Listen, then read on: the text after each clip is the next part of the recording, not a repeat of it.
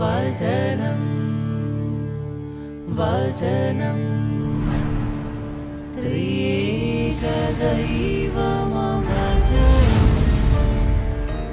വചനം. ദൈവത്തെ സദാ ഓർമ്മിപ്പിക്കുന്നൊരു സാന്നിധ്യം, പ്രാർത്ഥിക്കുവാനായി എന്നും ഉൾപ്രേരണ തരുന്ന ശബ്ദം, നന്മയിൽ സദാ ജീവിക്കണമെന്ന് ഓർമ്മിപ്പിക്കുന്ന ചൈതന്യം, തെറ്റും ശരിയുടെയും മനസ്സാക്ഷിയിൽ ശരിയെ പുൽകാനായിട്ട് എന്നും ആശ്രയത്വം നൽകുന്ന നിറഞ്ഞ സാന്നിധ്യം, യേശുവിനോട് ഒന്നായി ചേരണമെന്നും ആ കൂട്ടായ്മയിൽ വളരണമെന്നും നമ്മളെ ഓർമ്മിപ്പിക്കുന്ന ആ സാന്നിധ്യത്തെയാണ് പെന്തക്കോസ്ത തിരുനാളിൽ കർത്താവ് ശിഷ്യന്മാർക്ക് സമ്മാനമായി നൽകുന്നത്. ഇന്ന് കത്തോലിക്ക സഭ പെന്തക്കോസ്ത തിരുനാൾ ആഘോഷിക്കുന്നു. ശിഷ്യന്മാരുടെ ജീവിതത്തിലേക്ക് പരിശുദ്ധാത്മാവിൻ്റെ നിറവ് സ്വർഗത്തിൽ നിന്ന് ഇറങ്ങി വന്നതിൻ്റെ ഓർമ്മ. 50 ദിവസം അതൊരു പൂർണ്ണതയാണ്. ഇനി മുതൽ ദൈവത്തിൻ്റെ അല്ലെങ്കിൽ കർത്താവായ യേശുക്രിസ്തുവിൻ്റെ പ്രത്യക്ഷീകരണങ്ങളും പ്രബോധനങ്ങളും കഴിഞ്ഞു. ഇനി ആത്മാവിൻ്റെ നിറവിൽ അവനെ സ്വീകരിച്ചവർ, അവനിൽ വിശ്വസിച്ചവർ പ്രഘോഷിക്കുവാനും ജീവിക്കുവാനും തുടങ്ങണമെന്നുള്ള ഓർമ്മപ്പെടുത്തൽ കൂടിയാണ് പെന്തക്കോസ്ത തിരുനാൾ. പരിശുദ്ധാത്മാവ് നമ്മുടെയൊക്കെ ജീവിതങ്ങളിലും ലോകത്തിന് മുഴുവനും നൽകുന്ന ഏറ്റവും സവിശേഷമായ പ്രത്യേകത എന്ന് പറഞ്ഞാൽ ചലനാത്മകതയാണ്. ദൈവത്തിൻ്റെ ആത്മാവ് ക്രമരഹിതമായ ഭൂമിയിൽ ജലത്തിനു മീതെ ചലിച്ചപ്പോൾ ജീവനുണ്ടായി എന്ന് ഉൽപ്പത്തി പുസ്തകത്തിൽ നമ്മൾ വായിക്കുന്നുണ്ടല്ലോ. അതുപോലെ ക്രമരഹിതമായ ജീവിതങ്ങളിലേക്ക് പരിശുദ്ധാത്മാവ് കടന്നു വരുമ്പോൾ അത് ക്രമമുള്ളതായി മാറുന്നു. ഇതുതന്നെയല്ലേ ശിഷ്യന്മാർക്കും സംഭവിച്ചത്? അവർ ഒരുമിച്ച് പ്രാർത്ഥിച്ചു കൊണ്ടിരുന്നപ്പോൾ അവരുടെ മേൽ പരിശുദ്ധാത്മാവ് ഇറങ്ങി വന്നപ്പോൾ അവരുടെ ജീവിതത്തിൽ അടിമുടി മാറുകയായിരുന്നു.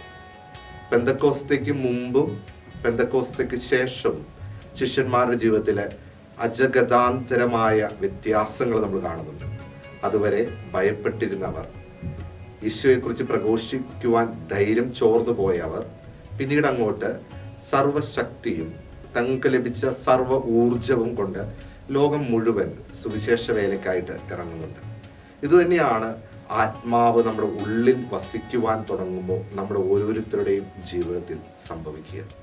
ഇന്നത്തെ രണ്ടാമത്തെ വായന റോമാക്കാർക്ക് എഴുതിയ ലേഖനം 8-ാം അധ്യായം മനോഹരമായി പറഞ്ഞു വെക്കുന്നുണ്ട്. ജഡികമായി ജീവിക്കുന്നവർക്ക് ദൈവത്തെ പ്രസാദിപ്പിക്കുവാൻ സാധിക്കില്ല.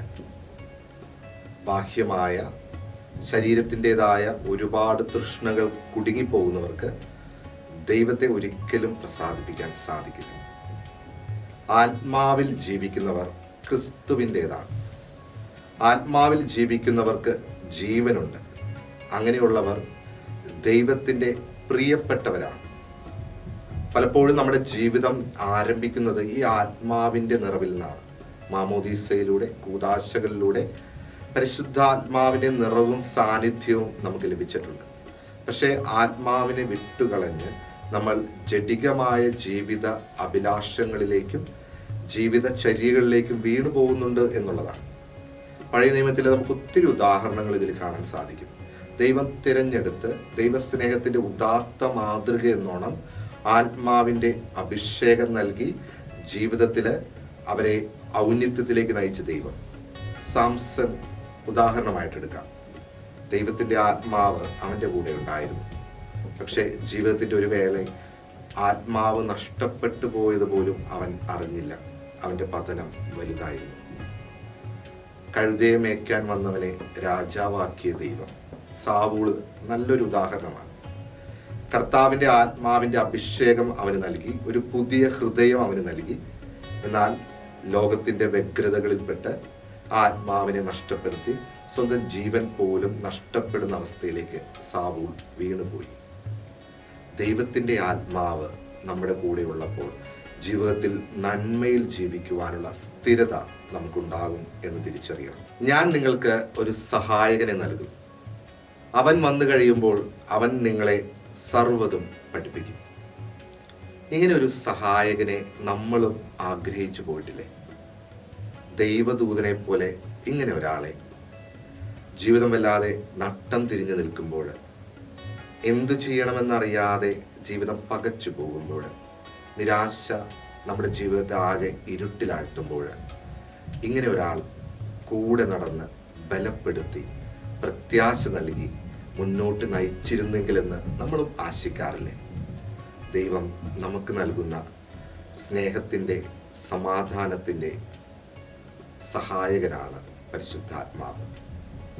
പരിശുദ്ധാത്മാവിൽ വന്ന് നിറഞ്ഞു കഴിയുമ്പോൾ നമ്മുടെ ജീവിതവും ഇത്തരത്തിൽ പ്രത്യാശ ഉള്ളതായി മാറും.